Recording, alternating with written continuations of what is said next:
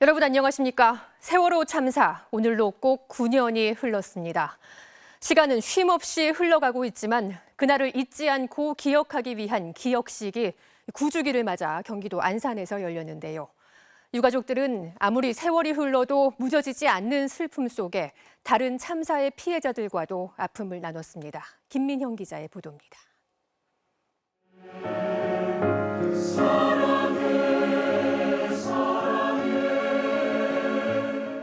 시민합창단이 노란 팻말을 들어 보입니다.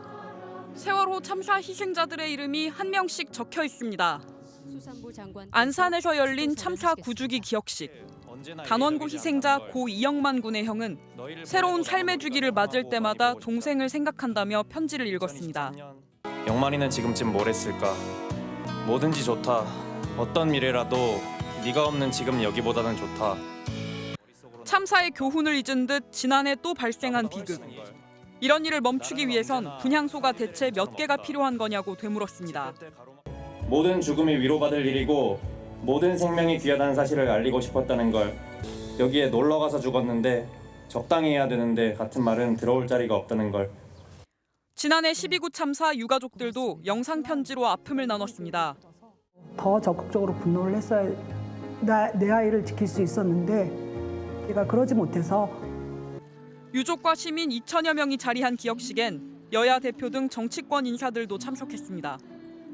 그러나 한덕수 국무총리와 이주호 교육부 장관의 모습은 보이지 않았습니다.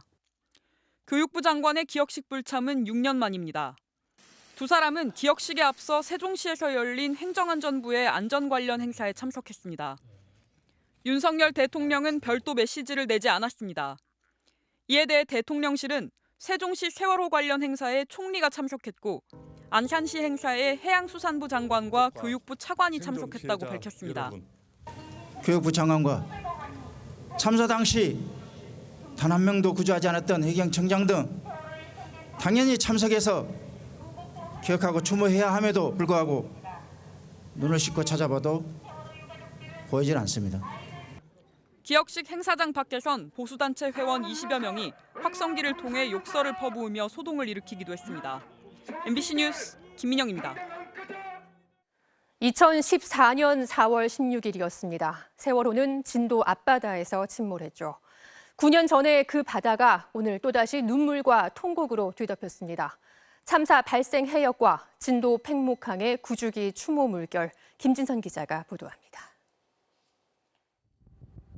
목숨보다 소중한 자식과 손주를 삼켜버린 그 바다 앞에서 무심히 흐른 세월은 어느덧 9년이 됐습니다. 안산에서 사고 해역까지 새벽부터 버스와 배를 타고 8시간. 선상 추모식에 참석하는 유족들의 발걸음은 무거웠습니다. 이번에는 마음을 굳게 먹고 왔지만 막상 바다가 눈에 들어오자 또 뜨거워지는 눈시울을 막을 길이 없습니다. 오늘 밤 우리 꿈에 나와서 좀 안아주라.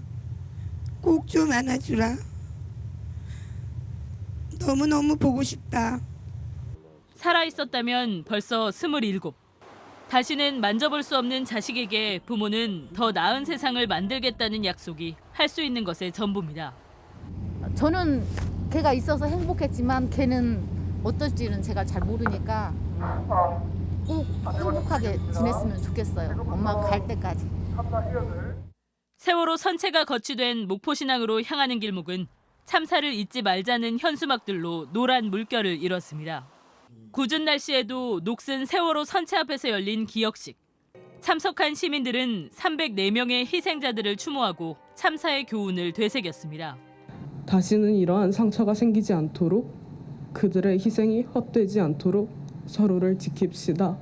사랑하고 그리워합시다. 참사 당시 희생자들이 수습되면서 통안의 상처가 박제돼버린 진도 팽목항에도 추모객들의 발길은 이어졌습니다.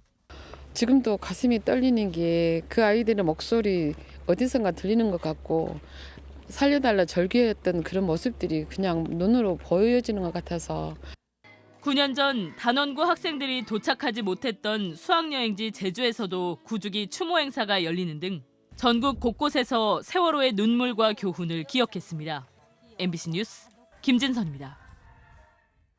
북한 경비정 한 척이 어제 서해 북방 한계선을 침범했다가 우리 해군의 경고 사격을 받고 북한으로 돌아갔습니다. 우리 군은 북한 경비정이 불법 조업을 하던 중국 어선을 쫓다가 NLL을 넘은 것으로 보고 있는데요. 이 과정에서 해군 고속정이 중국 어선과 충돌해 승조원 3명이 다쳤습니다. 장인수 기자가 보도합니다. 합동참모본부는 어제 오전 11시경 북한 경비정 한 척이 서해 백령도 북동쪽 북방 한계선을 침범해 내려왔다고 밝혔습니다. 작전 절차에 따라 해군 고속정이 곧바로 접근해 북방 한계선을 넘었으니 돌아가라고 10여 차례 경고 통신을 보냈지만 북한 경비정은 아무런 응답을 하지 않았다고 합참은 설명했습니다. 우리 군이 경고 사격으로 40mm 기관총 10여 발을 쏘자 북한 경비정은 그제서야 방향을 바꿔 북쪽으로 돌아갔습니다. 북한 경비정은 약 10분간 북방 한계선 남쪽 1.8km 지점까지 침범했다고 합참은 설명했습니다. 합참은 북한 경비정이 의도적으로 북방 한계선을 침범한 것은 아니라고 보고 있습니다. 불법 조업 중이던 중국 어선을 쫓아오다가 의도치 않게 남쪽으로 내려왔을 가능성에 무게를 두고 있습니다. 합참 관계자는 북한 경비정이 의도적으로 침범할 때는 직선으로 내려오거나 기동 형태가 다른데 이번에는 갈지자로 내려오면서 중국 어선을 쫓는 모습이었다고 말했습니다. 그런데 북한 경비정이 물러간 뒤 우리 군의 고속정이 중국 어선과 부딪혔습니다. 이 사고로 승조원 3명이 타박상을 입어 군 병원으로 이송돼 치료를 받고 있습니다. 당시 해상에 안개가 자욱해 미처 피하지 못했다고 합참은 설명했습니다. MBC 뉴스 장희수입니다. 다음은 더불어민주당 전당대회 돈봉투 의혹 관련 소식입니다. 검찰이 당시 자금 전달에 관여한 혐의로 민주당 소속 전 대전시 구의원을 불러 조사했습니다. 전격적인 압수수색 착수 이후 나흘 만인데 자금 조성과 전달 과정에 대한 조사가 속도를 내는 분위기입니다. 먼저 박영회 기자가 보도합니다. 검찰은 2021년 더불어민주당 전당대회 당시 현역 의원, 캠프 지역본부장, 캠프 상황실장 3갈래로 현금이 전달됐다고 보고 있습니다. 이 가운데 2갈래 전달에 관여한 혐의로 강화평 전 대전시 동구 구의원을 불러 조사했습니다. 대대적인 압수수색 나흘 만에 본격적인 피의자 소환이 시작된 겁니다. 강 전 구의원은 2021년 3월 말 조택상전 인천부시장이 마련한 1,000만 원을 당시 캠프 소속 이정근 씨와 함께 50만 원씩 20봉투로 나눈 혐의를 받고 있습니다. 검찰은 강래구 당시 수자원공사 감사를 거쳐 1,000만 원 중 900만 원이 송영길 캠프 지역본부장 10여 명에게 전달됐다고 보고 있습니다. 강 전 구의원은 또 한 달 뒤 강래구 당시 감사가 마련한 1,000만 원이 지역 상황실장 20명에게 전달되는 과정에도 한 차례 돈을 전한 혐의를 받고 있습니다. MBC는 압수수색 직후 강화평 전 구의원에게 전화를 걸고 문자를 남겼지만 강 전 구의원은 아무 답도 하지 않았습니다. 조택상전 인천부시장은 자금을 마련한 적이 없다고 밝혔고 강래구 전 감사는 사실이 아니라고 주변에 밝힌 것으로 전해졌습니다. 검찰은 자금 조성과 전달 과정을 따라가며 돈을 받은 이들까지 조사할 계획입니다.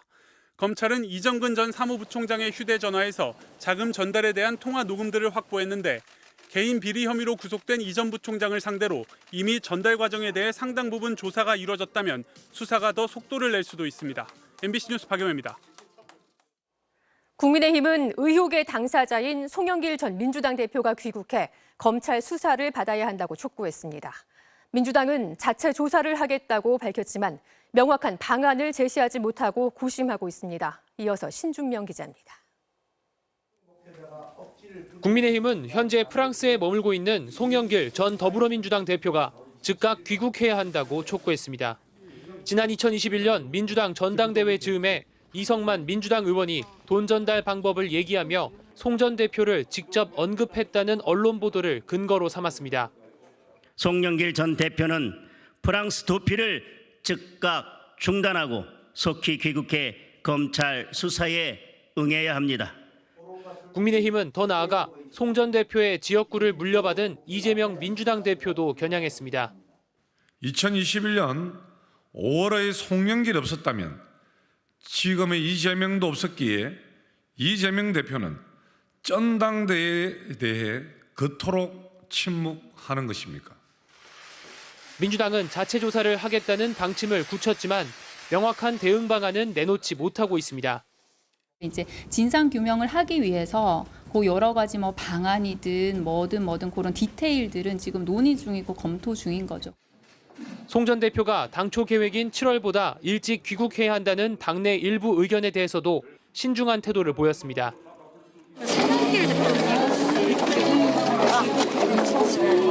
제가 때가 되면 내부적으로 논의해서 말씀드리지 않겠어요?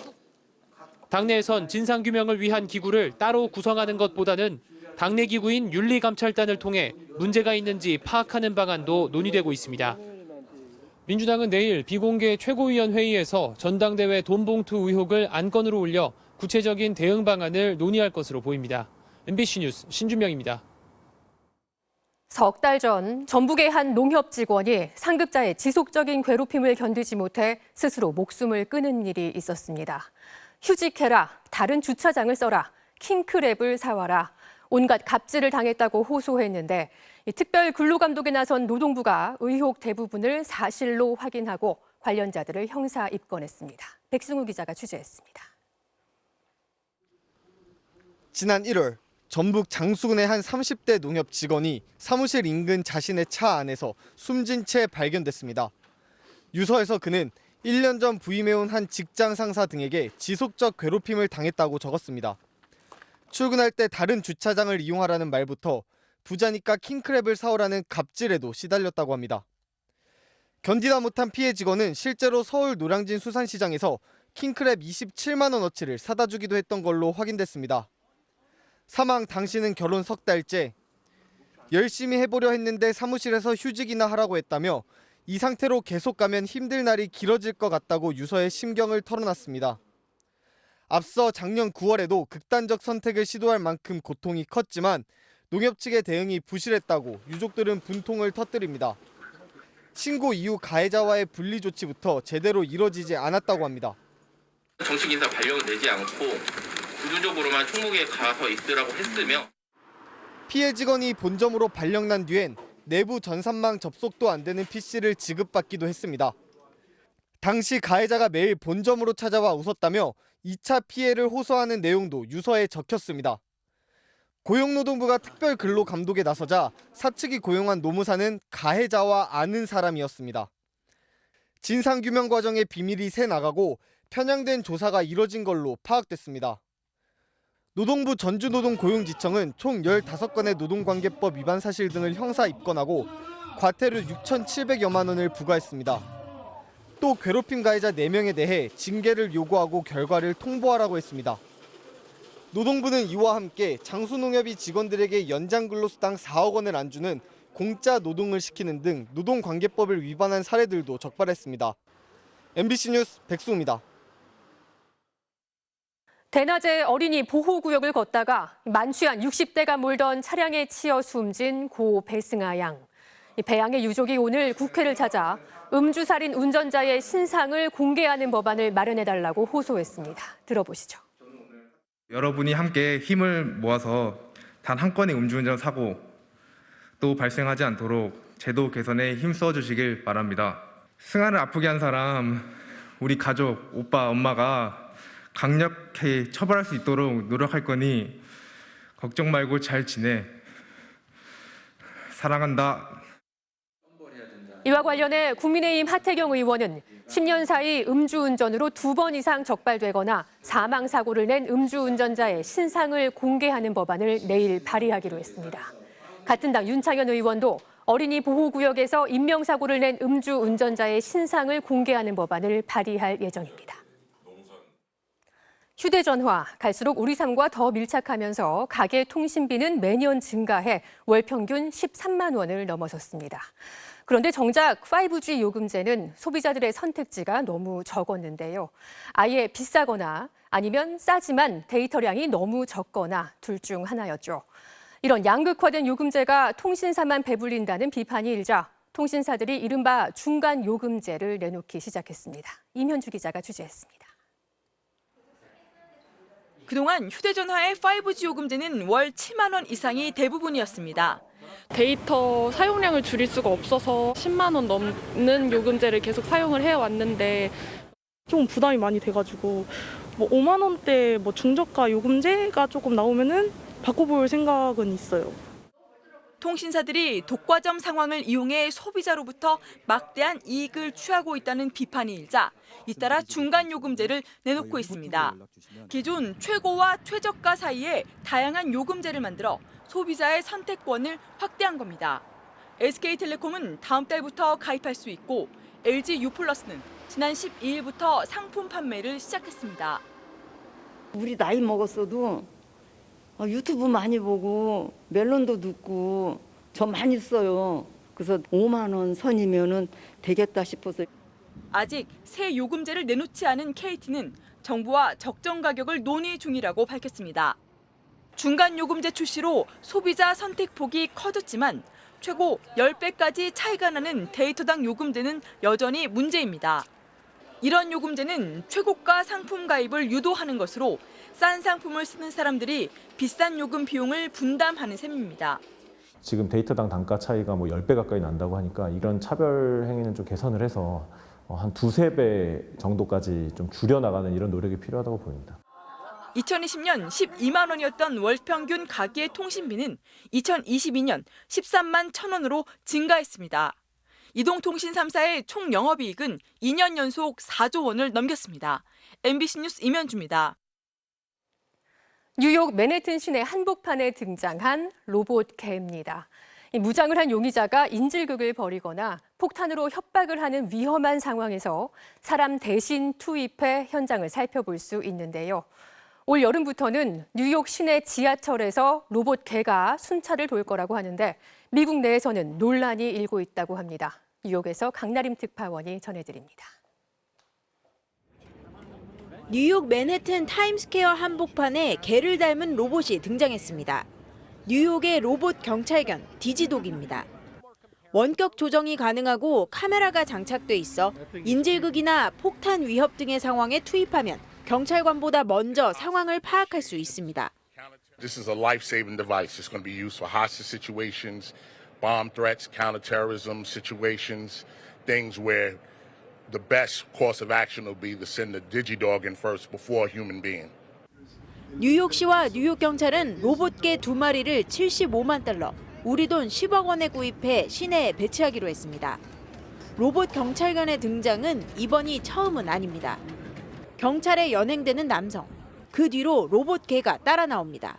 I've never seen nothing like this before in my life. 2021년 4월 뉴욕 맨해튼 공공주택에서 여성과 아기를 인질로 삼은 인질극이 벌어졌는데 범인을 검거하는 과정에 투입된 겁니다. 하지만 감시와 공격 기능에 대한 우려에다 저소득층과 흑인 관련 사건에만 로봇을 투입하는 것 아니냐는 차별 논란까지 불거지면서 결국 철수했습니다. But it would still be easier, I think, for a robot to make a bad decision. I don't know. I don't want that. Whereas a robot would just apply a harsher justice, I think. There are many opportunities to use this for good reasons. So I would say it's not more scary than a human with weapons. 뉴욕시는 공공의 안전을 위한 결정이라며 이번엔 로봇개 투입 방침을 분명히 했습니다. I don't want to have a police officer go in a building where there's someone that's dangerous and lose that police officer. So investment in public safety is what we're doing. 로봇 경찰견은 이르면 6월부터 뉴욕 시내에 투입됩니다. 뉴욕 지하철을 중심으로 순찰 업무부터 하게 되는데 경찰 업무에 로봇이 투입되는 데 대한 논란과 우려가 여전한 만큼 시범 운영 기간을 거칠 예정입니다. 뉴욕에서 MBC 뉴스 강나림입니다. 최근 금융권에서 새마을금고와 저축은행 등 제2금융권에 대한 각종 위기설과 가짜 뉴스가 끊이지 않고 있는데요. 금융당국이 이런 위기설의 배후에 시장 조종 세력이 있는지 집중 감시에 나서기로 했습니다. 정동욱 기자입니다. 지난해 말 기준 새마을금고가 건설과 부동산업에 시행한 대출 잔액은 2019년 대비 2배 넘게 증가하며 56조 원을 넘어섰습니다. 연체율은 2.49%에서 지난해 말 7.67%, 올해 1월에는 9.23%로 급증했습니다. 최근 지방 사업장에서 미분양이 늘면서 대출 원리금 연체가 크게 증가한 것입니다. 해당 통계가 유동성 위기설로 번지자 새마을금고는 긴급 진화에 나섰습니다. 전체 대출 연체율은 3%대로 부동산 관련 대출과 큰 차이가 있고 1인당 5천만 원까지 예금자 보호도 시행하고 있다고 밝혔습니다. 부동산 관련 대규모 공동대출과 집단대출도 이번 달부터 원칙적으로 제한하기로 했습니다. 저희가 행안부에서 받은 자료를 보면 그렇게 크게 우려할 상황은 아니다 하는 게 이제 기본적인 판단이고. 새마을금고 위기설로 제2금융권 전반에 대한 경계감이 증폭된 가운데 지난 11일에는 일부 저축은행과 관련한 가짜뉴스가 살포됐습니다. 1조 원 결손으로 예금이 지급 정지될 것이란 가짜뉴스에 이날 국채 선물 시장까지 흔들렸습니다. 금융당국은 과도한 위기설과 가짜뉴스에 대해 집중 감시에 나서기로 했습니다. 가짜뉴스는 수사기관에 즉시 고발하고 시세 조종이나 공매도 등 불공정 거래로 수익을 얻으려 했는지 면밀히 조사합니다. 가짜뉴스 한 건이 대량 인출 사태 등 금융시장에 혼란을 초래할 수 있기 때문에 엄정히 대처하겠다는 것입니다. 디지털 뱅킹이 발전되게 되면 감독이나 위기 관리에 관한 대처가 어떻게 바뀌어야 되는지에 대해서 굉장히 많은 것을 느끼게 했고, 시장에서는 최근 몇 년간 고수익을 노리고 대출을 늘린 제2금융권의 행태도 위기설과 가짜뉴스 생산에 책임이 있는 만큼 금융사에 대한 감독 강화가 더욱 필요하다는 지적도 나옵니다. MBC 뉴스 정동욱입니다. 러시아가 우크라이나를 침공한 이후 서방 국가들은 러시아를 상대로 대규모 경제 제재를 이어가고 있는데요. 서방 기업들이 떠난 자리에 중국 기업들이 무혈 입성하고 팔로가 막힌 러시아 기업들은 중국 수출에 매달리면서 러시아 경제의 중국 의존도는 갈수록 높아지고 있습니다. 이런 상황을 두고 미국 CIA 국장은 러시아가 중국의 경제 식민지가 될 수도 있다고 평가했습니다. 김태윤 기자입니다. 러시아 모스크바의 중국 자동차 전시장입니다. 중국 자동차의 안팎을 꼼꼼히 살펴본 한 남자는 이 차가 그다지 마음에 들지 않는다고 말합니다. Дорого для, ну, к примеру, для данного автомобиля. Если даже смотреть по пластику, пластик вообще, не знаю, по мне так как-то слишком дешево. 그런데도 이 남자가 자신의 볼보 승용차를 중국 자동차로 바꾸려고 하는 데는 이유가 있습니다. 우크라이나 전쟁으로 볼보가 러시아에서 판매를 중단하면서 자동차 부품을 구하기 어려워졌기 때문입니다. 지난 1월부터 2월까지 중국 자동차의 러시아 시장 점유율은 37%로 전년 동기 9%보다 4배가량 급증했습니다. 반면 한국과 일본, 유럽 브랜드의 매출은 70%에서 22%로 급감했습니다. 러시아 스마트폰 시장에서도 점유율 1, 2위였던 삼성전자와 애플이 전쟁 이후 자리를 빼앗기며 중국 샤오미가 1위를 차지했습니다. 이처럼 서방 기업들이 떠난 러시아에는 요즘 중국 기업들이 무혈 입성하고 있습니다.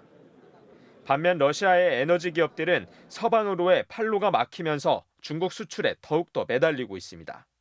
중국 세관의 자료에 따르면 올해 1월에서 2월 중국의 러시아산 석유 수입량은 하루 194만 배럴로 지난해 같은 기간보다 23.8% 증가했습니다. And if you look at the reality that Russia is becoming more and more dependent on China, and in some respects runs the risk of becoming an economic colony of China over time, dependent. 지난달 중국과 러시아가 정상회담에서 발표된 212조 원 규모의 상호투자 프로젝트도 러시아의 중국 의존도를 더욱 높일 것으로 보입니다. 전문가들은 러시아가 중국에 경제적으로 종속되면 정치적 의사결정에서도 중국의 영향을 받을 수 있다고 분석하고 있습니다. MBC 뉴스 김태윤입니다. 한국이 낳은 세계 최고의 발레리나 강수진 국립발레단장이 사상 처음으로 단장직을 4번째 연임하게 됐습니다. 세계로 날아오르는 한국 발레를 만들고 싶다는 포부를 밝혔는데요. 임소정 기자가 만나봤습니다. 상상 속 여인을 괴물로부터 구출하러 나선 돈키호테. 마음과 달리 노쇠한 몸은 녹슨 갑옷처럼 무겁습니다. 사랑하는 젊은 남녀의 춤 옆에서 마임밖에 할 수 없었던 그가 드디어 꿈속 여인과 날아오릅니다. 국립발레단의 올해 첫 작품 돈키호테. 원작에선 조연에 불과하던 돈키호테를 안무가 송정빈이 새롭게 살려냈습니다. 제목이 돈키호테인데 왜 바지를 키트리만 계속 나오지? 궁금했거든요. 고전에 필요한 그 구성이나 그런 걸 유지하되 이제 제가 필요한 색깔을 조금. 날카로운 눈초리로 공연을 지켜보는 한 사람. 1막이 끝나자 무대에 오릅니다. 9년째 국립발레단을 이끌고 있는 강수진 단장입니다. 국립발레단만의 발레를 만들기 위해 그는 젊은 안무가들을 길러내는데 힘을 쏟았습니다. 클래식 발레에서 창작만큼의 무게를 갖는다는 제 안무 작품들. 한국적 색채를 담은 창작 발레들이 모두 이들의 손끝에서 탄생했습니다. 한국 발레 전체 그 수준들이 세계적으로 굉장히 높아졌어요. 유명한 안무가를 발굴하는 거 중요하다고 생각해요. 고전과 모던을 모두 잘 소화해야 세계적인 발레단이 될 수 있다. 첫 취임 당시 내건 목표답게 지젤, 백조의 호수 등 익숙한 고전 발레는 물론 소개된 적 없는 작품들도 꾸준히 선보였습니다. 대중성도 놓치지 않았습니다. 공연 관객 수는 11% 증가했고 객석 점유율도 4.5% 높아졌습니다. 이야기 몰라도 돼요. 그냥 경쾌하고 즐겁고 재밌는 공연을 보고 갔다 하는 그런 마음으로 와주셨으면 좋겠고. 매번 그랬듯 이번이 마지막이라고 생각하며 시작하는 또 한 번의 3년 임기. 어깨 정말 무겁고요. 과제라는 건 끝이 없어요. 국립발레단은 더 영원하잖아요. 저 또한 이 가는 과정에서의 한 부분을 기여를 하고.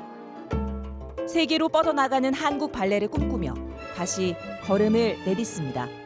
세계 속에 국립발레단이 될 수 있도록 하루하루 계속 노력하고 있으니까요. 앞으로도 많이 사랑해 주세요. MBC 뉴스 임소정입니다.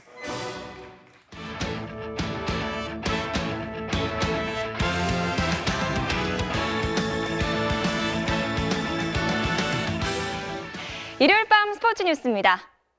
배구 여제 김연경의 첫 FA 행선지가 원소속팀 흥국생명으로 결정됐습니다. 역대 여자 배구 최고 대우의 1년간 동행을 이어가게 됐습니다. 송기성 기자입니다. 36살, 데뷔 18년 만에 FA 자격을 얻은 배구 여제 김연경의 선택은 원소속팀 흥국생명이었습니다.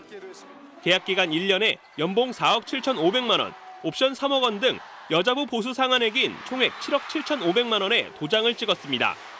역대 여자 배구 최고 대우입니다. 첫 FA였는데 고민이 많이 됐던 것 같아요. 그래도 이렇게 결정하고 나니까 또 홀가분 하기도 하고 많은 분들이 좀 기대를 많이 해주셨으면 좋겠습니다. 지난 시즌 아쉽게 통합 우승을 놓친 뒤 은퇴 대신 도전을 선언했던 김연경. 우승 전력을 갖춘 현대건설 등이 새 행선지로 떠올랐지만 터키 시절 은사였던 아본단자 감독이 새 시즌 전력 강화 계획을 밝히는 등 직접 설득에 나서면서 흥국생명 잔류로 결심을 굳혔습니다.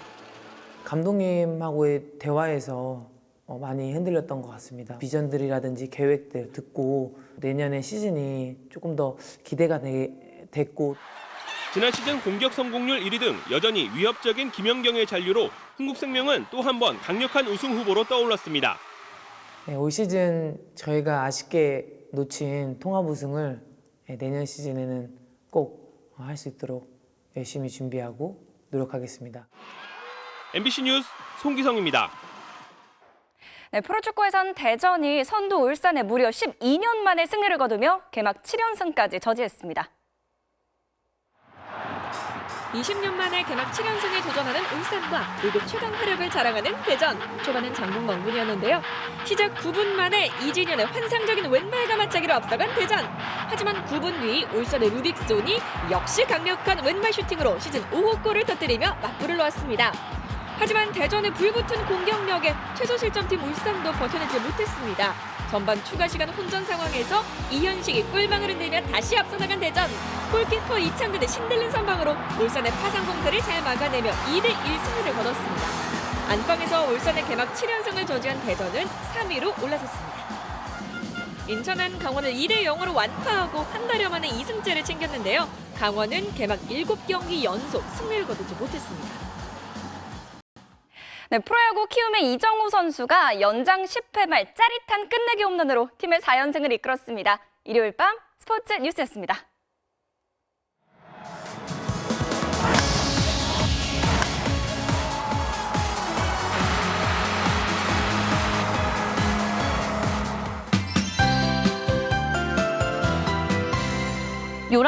봄비가 모래먼지를 씻겨주기는 역부족입니다. 어젯밤부터 끊임없이 날아들고 있는 황사가 지금도 전국에 영향을 주고 있습니다.